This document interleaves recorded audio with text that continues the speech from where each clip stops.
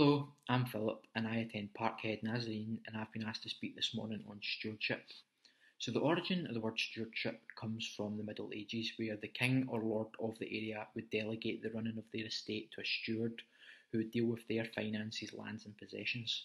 And this is exactly what God has done with us. He's entrusted his creation to us for us to take care of it and look after it.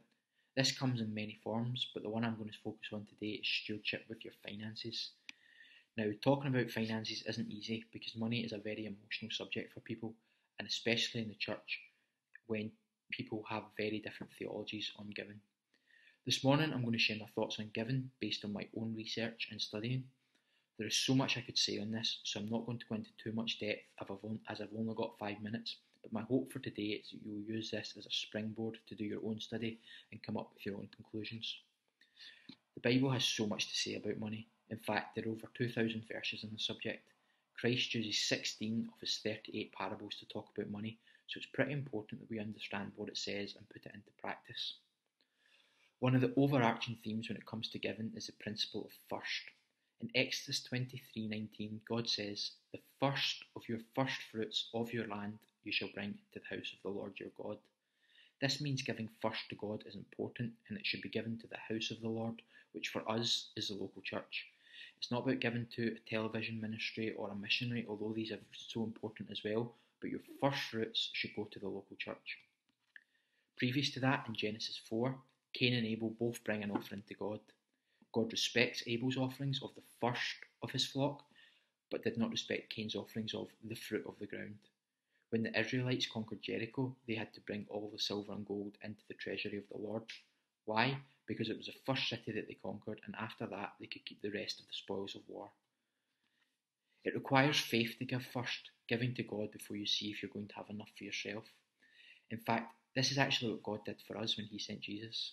Paul sums it up in Romans 5:8 when he says, "God demonstrated his own love towards us in that while we were still sinners, Christ died for us." God sent his only Son, his first, to save and redeem us before we gave our lives to him. It wasn't put your trust in me and I'll save you. It was I've saved you, now put your trust in me.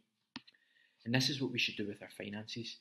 We give to God first, and God actually says that he will bless us for doing this.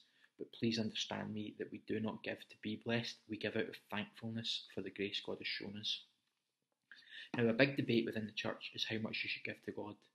The Old Testament talks a lot about tithing, which is a tenth of what you earn. Some people still stick with this, and others say that now we're under grace and not the law, then we don't have to tithe. In his Sermon on the Mount, Jesus says, "Unless your righteousness exceeds the righteousness of the scribes and Pharisees, you will by no means enter the kingdom of God." He also raises the bar when it comes to murder and adultery. In fact, throughout the New Testament, the bar is raised when it comes to living under grace, not out of law, but out of love. I believe these verses, along with others, point to a commitment to keep tithing as a minimum and then to give offerings above this. Now, a survey was done in America and it turns out that on average Christians give just 2.5% of their income to the local church. That means that we are giving a quarter under grace than what is required by the law. What we do at both Burger Street and the New Charter during the week has a phenomenal impact on the local community and the people that attend. These things come at a cost, and it's up to us, the people of God, to step up and invest in God's kingdom so that more people can come to know the love and grace of God. Because that's what you're doing when you give. You're investing in people's lives.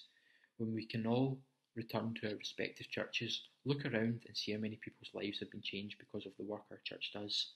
This is made possible thanks to the generations before us who gave sacrificially and sowed into the future, and now we need to do this for future generations.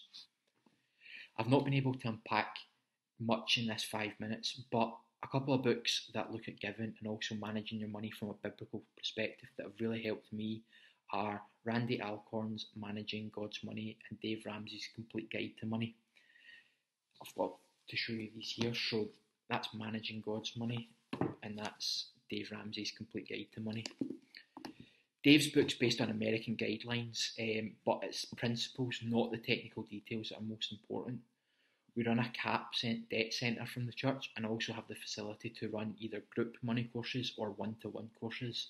So if anyone would like to learn more about the practicalities of financial stewardship, then I'm more than happy to work with them through the CAP Money course. I hope you all have a great week and looking forward to all being back together when this is over.